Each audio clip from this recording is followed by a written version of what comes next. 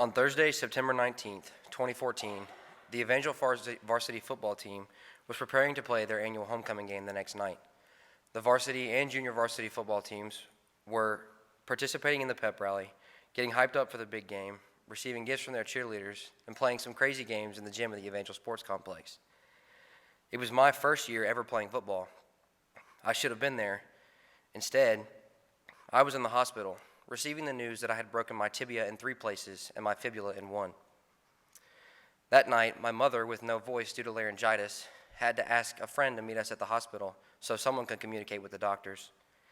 And my father was in Biloxi, Mississippi on a work trip, realizing that he would have to drive home in the middle of the night to help take care of me. I was transported from Shelby Hospital to Children's Hospital for surgery. When I arrived at Children's Hospital, I was told I would not need surgery and was finally released at 3 a.m. the next morning after spending almost 12 hours in the hospital. I spent the next 3 months recovering. This recovery consisted of 3 weeks in a wheelchair and a cast from my hip to my toes, 3 weeks on crutches and a cast from my knee to my toes, and finally a boot for 6 weeks. It was by far one of the worst experiences I've had up to this point in my life, and it was all caused by sports. But I did not stop playing. After all the pain and stress I experienced, I went back out on the field. Many have rightfully wondered why I continue to play sports. Some have even questioned the wisdom of my choice to get back out on the field after sustaining such traumatic injuries. But I know the benefits of playing sports far outweigh the risks. Sports have been a part of culture since the beginning of human history. In fact, wrestling is mentioned in the first book of the Bible. Genesis 32:24 says, "Jacob was left alone, and a man wrestled with him until daybreak." Beyond wrestling, the first sports were developed using many different things, ranging from horses and canoes to things as simple as a small leather ball filled with fur. The first Olympic Games consisted of sports such as foot races, wrestling, discus and javelin throw, and the long jump. Over the years, some of these sports have changed drastically, while others have not changed at all. High school sports began about 100 years ago. Originally, it was the lower class kids playing sports, while the higher class kids participated in things much more sophisticated like dance lessons. This was because the upper class citizens viewed sports as unsophisticated, foolish activities for hooligans. Then, in the 1950s, school became mandatory and children's daily life changed forever. With kids now being forced to go to school, there was a distinction made between school time and free time. This distinction led both children and their parents to question what to do with this free time. Organized sports seemed like a logical answer to the problem, mainly because it gave the children things to do with their free time, while still being supervised by an authority. So, children from all social classes began playing sports, and eventually sports became valued and seen as a way of teaching cooperation, hard work, and a respect for authority. Today, sports have taken over our culture in a way we never could have imagined. Studies show that in the 2018-2019 athletic season, 7,979,986 students participated in high school sports. Sports have brought the world some of the most anticipated days of the year, like Super Bowl Sunday, the World Cup, college football Saturdays, the World Series, and so many more. It has become a source of income for some while being nothing other than mere entertainment for others. High school sports give students a chance to enjoy nights together, show school spirit, and cheer on their friends as they compete on behalf of the school. It allows them to make memories that they will never forget, be a part of moments that they could not be a part of anywhere else, and write stories they can tell their kids and hope that they may enjoy the same. But sports offers more benefits than the fun of Friday Night Lights. They have given those who participate great opportunities to learn and grow through many opportunities. High school sports provide unique and valuable lessons, training, and discipline that young people can benefit from greatly. They teach responsibility, requiring kids to manage their time, making room for practices or games as well as schoolwork. They also require them as athletes to know their responsibility on the field and to always come prepared. High school sports also teaches teamwork, showing student athletes what it means to put the team before themselves, be loyal to one's teammates, and settle differences with difficult people for the betterment of the team. Finally, high school sports build character through patience, perseverance, and willingness to accept criticism.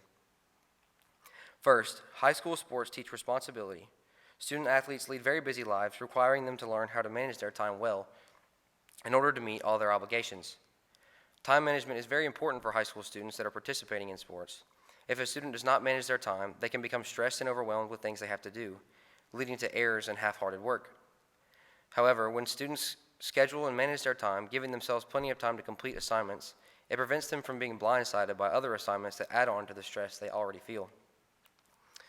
Sarah Pavin, professional volleyball player and Olympic gold medalist in beach volleyball, says in her article, Time Management as a Student Athlete, being a student athlete is almost like having a full-time job. Between school, homework, and practices, there just never seems to be enough time. There just never seems to be enough time to fit everything in. Pavin goes on to say that the key to success is time management, and that learning this lesson as a student athlete will create a well-practiced habit in students that they will carry for the rest of their lives.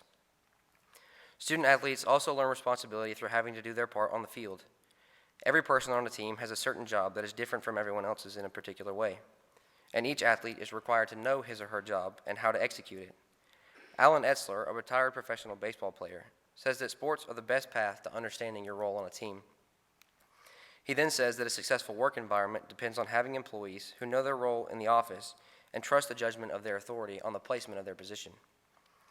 Etzler draws a connection between these two because he sees them going hand in hand in his life today. He shows that the lessons of knowing one's role on a team provide students a skill that can be transferred into the workplace and into everyday life. Another lesson of responsibility taught through sports is always being prepared. Athletes have to have all their equipment with them, and they must be mentally prepared in order to play. Without the right equipment, when it is time to take the field, athletes will be unable to play. They must also be mentally prepared by knowing assignments and by having the right mindset, laying aside outside distractions, and being focused on the game. Similarly, students must be prepared in the classroom, having the things they need for class, knowing their homework assignments, and being prepared for tests. Eventually, when these students reach the working world, they will be expected to be prepared for their everyday jobs. Preparation is not only required and expected, but it is calming in that it enables one to be confident that one has what one needs and is equipped to complete the task at hand. High school sports teach kids the responsibility of preparation and equip them for the future. The second benefit students receive from high school sports is teamwork. One way this is seen is through teaching students to put the team before themselves. This means working together and trusting others to do their part and making sure they can do the same with you. Flip Saunders, a former NBA coach, says that ultimately it is not the glory that one receives due to individual success that is most important, but rather the success of the team. If one person is more worried about getting the glory by doing the big things than about the success of the team, ultimately both that individual and the team will fail. Putting the team first and not worrying about one's desires allows the team an opportunity to accomplish their overall goal. This is a lesson that children can benefit from greatly down the road. Another aspect of teamwork taught through sports is loyalty. Coach Tim Smith, athletic director and head football and baseball coach of Evangel Christian School, says that the most important part of being on a team is loyalty. Coach Smith always tells his athletes that in order to be successful, they must become a team, which begins with loyalty. To be loyal is to give constant support and allegiance to a person or an institution. To be loyal to a team, then, is to give constant support and allegiance to them. This means all athletes doing their part on the field, not for individual success, but to show the teammates they have each other's back and are willing to do whatever it takes for them to succeed as well, even if it means making sacrifices. High school sports also teach teamwork by training students to work with difficult people. When on a team, athletes will always run into someone that is difficult to deal with, and that is also true for the workplace. When in a situation involving someone that is difficult to work with, one can often become blinded by selfishness and only worry about outperforming that one person that gets under their skin. In a job setting, people are expected to know how to handle these situations on their own. But this is not true for kids who play high school sports. They have coaches that can teach them how to respect their teammates, even when they may not get along, and extend grace to them as they learn what this looks like. Students have the opportunity to learn how to deal with difficult people through the assistance of coaches and be equipped with that knowledge before they enter the working world. The value of teamwork is a very important thing for children to learn and practice before graduating high school, and sports gives them the perfect environment to do so. Finally, high school sports can help kids build character. The first example of this is perseverance. All athletes will, at some time or another, make mistakes or have difficulties they have to face, but it is how they respond to hardships that shows their true character. Kobe Bryant, a retired professional basketball player, writes in his book Mamba Mentality about his experience with this type of situation. On December 11, 2009, Kobe broke the index finger of his right hand, his shooting hand, in the middle of a game, but he continued to play. And while this may not seem like such a life-changing injury, it changed the way Kobe played the game. Kobe says, "After I injured my right index finger in the 2009-2010 season, I knew my usual method would no longer work. Up until then, I'd always shot off my first two fingers. After I hurt it, I had to start focusing on using my middle finger. Instead of giving up, Kobe spent days flooded with mental and physical work in order to fix his shot so that he could continue playing to the best of his ability." Perseverance is an amazing skill for kids to learn, and high school sports present student athletes with many opportunities to persevere. Another aspect of character development that kids learn through sports is patience. Patience is often the deciding factor in making the right decisions. When presented with a moment in which a decision must be made, it is better to be patient and think before making the decision instead of acting immediately and risking making the wrong decision. Patience with teammates is also very important. Understanding that people learn at different speeds can be used as an example. If the team has to repeat a drill in practice because someone does not fully understand the concept of the drill, patience is important in making sure that no one gets frustrated and everyone on the team has the time they need to learn what is being taught. Patience overall keeps kids confident and helps them stay calm and understanding. Character development is also seen in sports through teaching kids to accept constructive criticism. Even high school athletes receive criticism, whether it comes from coaches, teammates, parents, or friends. And it can be about many things, such as how they play the game, act on the field, or deal with mistakes. Typically, constructive criticism points out something done wrong, not for the sake of insult, but for the sake of improvement. When an athlete receives criticism, he or she has to have humility and be able to accept it. This does not mean ignore it and move on, but rather consider its truthfulness and work on improving. High school sports teaches students this skill at a very critical point of character development in a person's life, building in them a personality that will ultimately contribute in a major way to their future success. All these lessons are very beneficial for a student to learn in high school and are just a few of the many that students can learn through sports. Some people might say that sports are too dangerous for kids nowadays. While it cannot be guaranteed that everyone who plays a sport will avoid injury, likewise, it cannot be guaranteed that everyone will suffer an injury. All sports have their dangerous aspects, but so do many other daily activities. For example, everyone wakes up and goes to work or school by driving a car that can be used as a weapon at any moment. The way this is prevented is by the rules people must follow when driving, such as speed limits, always driving on the right side of the road, or stopping at red lights to keep from crossing intersections at the same time, risking many injuries, including death. This case is the same for sports. For example, all sports are continually writing new rules and adding to old ones in order to make sports safer, as well as requiring athletes to wear equipment and pads. These examples show that no one should avoid playing sports solely due to the fact that there is risk for injury. For just as all cars have safety measures for protection, so too all sports have all kinds of pads and rules for the same purpose. Someone might also say kids who play sports in school tend to have lower grades. This is not necessarily the case, however, due to the fact that the physical exercise aspect of sports strengthens the minds of students. The physical exercise that student athletes are a part of in sports is very helpful in keeping a healthy body, but also in keeping a healthy mind. The U.S. Department of Health and Human Services says that physical activity increases concentration. As children participate in physical activity, their concentration and mental health are strengthened. The mental health aspect of physical exercise and time management are two aspects of sports that help students keep their grades up and perform to the best of their ability. Responsibility, teamwork, and character building are traits that every kid should obtain at an early age.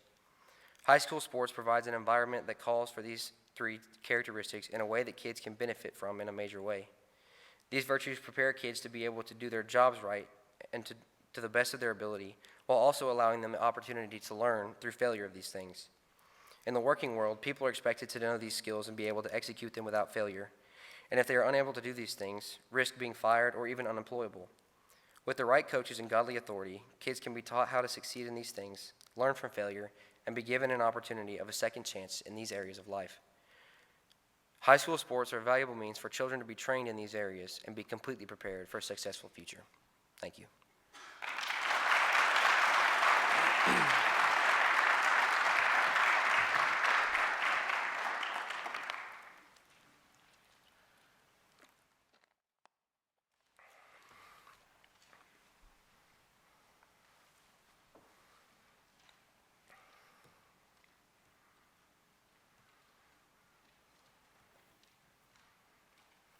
Thank you, Tanner. What is the most important lesson you have learned from your high school sports participation? I would say the most important thing that I have learned is probably the respect for authority. Because, I mean, in sports, you're kind of trained to respect your authority, just because like your coach ultimately has say over you on like what you do and the way that you do things, and if you argue with him, there can be penalties such as like being forced to run or something like that. And so while it's not exactly the same as necessarily respecting parents in the same way, it still teaches you how to respect authority, and you can use that in learning how to respect parents and teachers, and even respecting God's authority. Do you think that a student who is lacking or falling, do you think a student is lacking or falling short if they do not take the opportunity to play sports? I do think that they're falling short of giving themselves the opportunity to learn these lessons in an environment that it's pretty much like you're going to learn these no matter whether or not you participate in sports. Whether you choose to take those lessons and apply them is your choice. But I think that if you choose not to play sports, I do think that you are making yourself fall short of being able to maybe not necessarily learn them in general, but even be heightened in these aspects of life. High school sports offer many benefits, but sometimes high school sports culture can be toxic.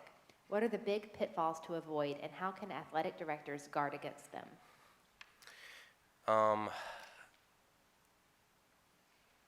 So I would say that there's definitely a lot of toxicity that can be involved in high school athletics, such as like two teams trash talking each other the week that they're supposed to play each other, something like that.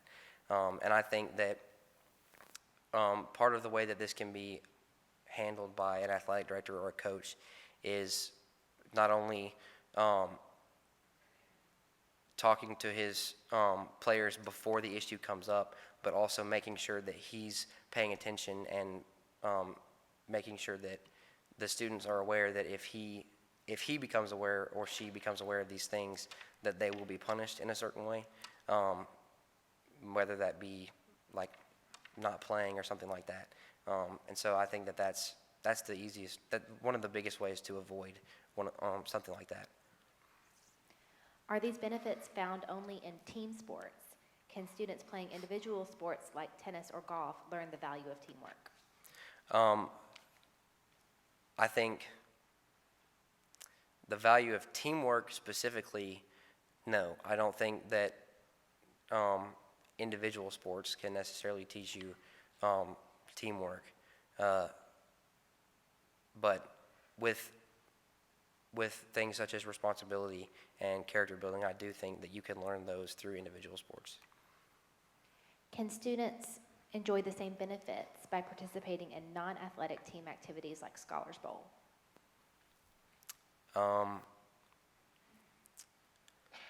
Yes. Yes. What would you say to someone who classified chess as a sport?